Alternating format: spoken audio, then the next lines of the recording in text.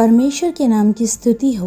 अनुग्रहित इस सुंदर सुबह में प्रेरित पौलुस द्वारा थिस्सलुनीकियों को लिखी पहली पत्रिका 2 अध्याय का 13वें वचन को इस प्रकार पढ़ते हैं। इसीलिए हम भी परमेश्वर का धन्यवाद निरंतर करते हैं कि जब हमारे द्वारा परमेश्वर के सुसमाचार का वचन तुम्हारे पास पहुंचा, तो तुमने उस मनुष्यों का नहीं परंतु परमेश्वर का वचन समझकर ग्रहण किया, और वह तुम में जो विश्वास रखते हो प्रभावशाली है। पढ़े हुए वचन के आधार पर विश्वास करने वालों पर प्रभावशाली वचन विषय पर मनन करने के लिए आओ हम परमेश्वर में समर्पित हो जाएं। जी हाँ, जो वचन पर विश्वास करते हैं उन पर वचन प्रभावशाली होता है। जिस क्षण वचन को हम सुनते हैं तो हमारे विश्वास के कारण उस वचन का कार्य पूर्ण रूप से प्रकट होने तक वह प्रभावशाली बना रहता है। पवित्र शास्त्र को जब हम निरंतर पढ़ते हैं तब सुनने वालों पर वचन अलग अलग रूप से प्रभाव दिखाता है। यह हम देख सकते हैं और सुन भी सकते हैं। थिस्सलुनीकियों असल में इसका उदाहरण है। उनके विश्वास के कारण वचन उनमें प्रभावशाली बना रहा। पढ़े वचन के आरंभ भाग में हम इस तरह देख सकते हैं कि प्रेरित पौलुस कहता है कि हमने जो परमेश्वर का वचन प्रचार किया वह आप लोगों ने सुना। इस वचन को यदि समझना है तो पीछे छुपी हुई बात को हमें समझना होगा। केवल 2 या 3 सप्ताह ही प्रेरित पौलुस और सीलास वहां ठहरे थे। उसी समय में थिस्सलुनीकियों की सभा वहां स्थापित हुई और 2-3 साल के बाद तीमुथियुस के द्वारा पौलुस को पता चला कि वे लोग विश्वास में हैं। उसके पश्चात पौलुस थिस्सलुनीकियों सभा को देने वाला उपदेश को 3 साल बाद पत्री के रूप में लिखता है। 3 साल बाद पत्री को लिखने पर वह कहता है कि आपने हमारे द्वारा प्रचार किया गया परमेश्वर के वचन को सुना, उसके लिए परमेश्वर की महिमा हो।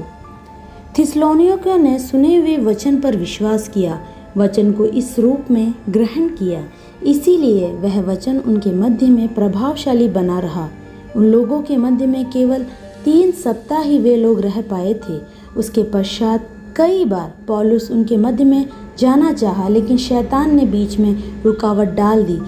यह इसी अध्याय के 18वें वाक्य में बताया है। उसी समय 3 सप्ताह ही उनके मध्य में रहने पर भी बहुत सी मुसीबतों को उनको झेलना पड़ा। यह हम वचन के द्वारा समझ सकते हैं। कभी भी एक देश, एक परिवार छुटकारे को प्राप्त करता है तब शैतान बहुत सी मुसीबतों को पैदा करता है। यही यहाँ भी हुआ। थिस्सलुनीकियों में स्थापित हुई सभा में बहुत सारे जवान और स्त्रियों ने परमेश्वर पर विश्वास किया। प्रभु के दासों के साथ वे भी साथ जुड़कर परमेश्वर के वचन को बांटने लगे।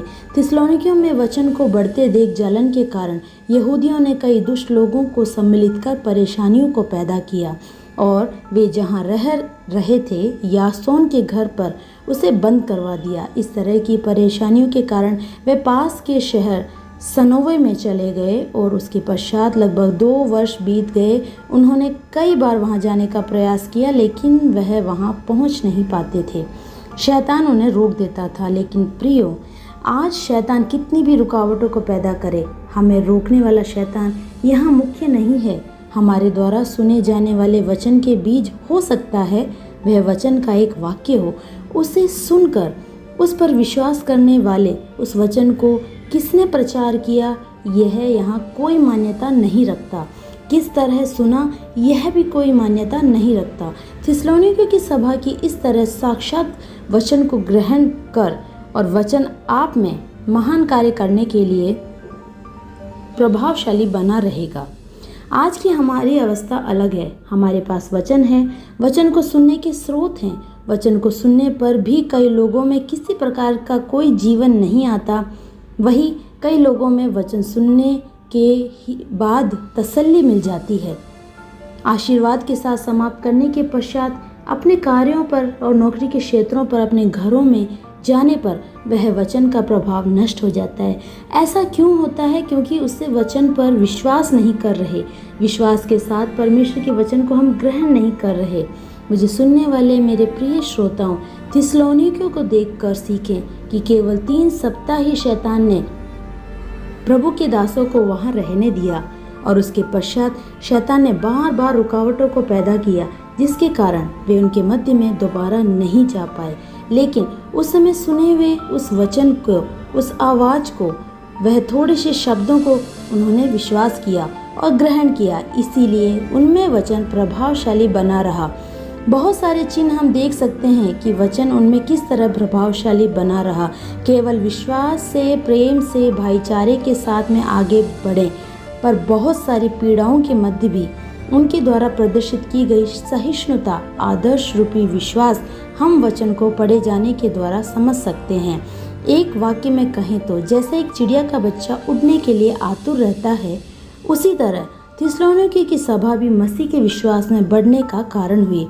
उस समय सुने हुए वचन के कारण जो उनके मध्य प्रभावशाली बना रहा, देखो वे विश्वास में बढ़ते चले गए। आपस में प्रेम और सहिष्णुता, यही नहीं, यीशु मसीह के आगमन के लिए वह अपने आप को तैयार कर रहे थे।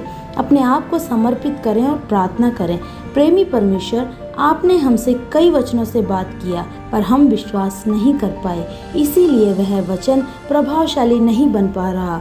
आज दिन के समय हमसे बात किए हुए वचन पर विश्वास करते हुए उसके प्रभावशाली होने की ताकत को बढ़ाते हुए हमारे द्वारा बीते समय में सुने गए वचन की शक्ति हमारे अंदर फैलाने के लिए हम विश्वास के साथ ग्रहण करते हैं।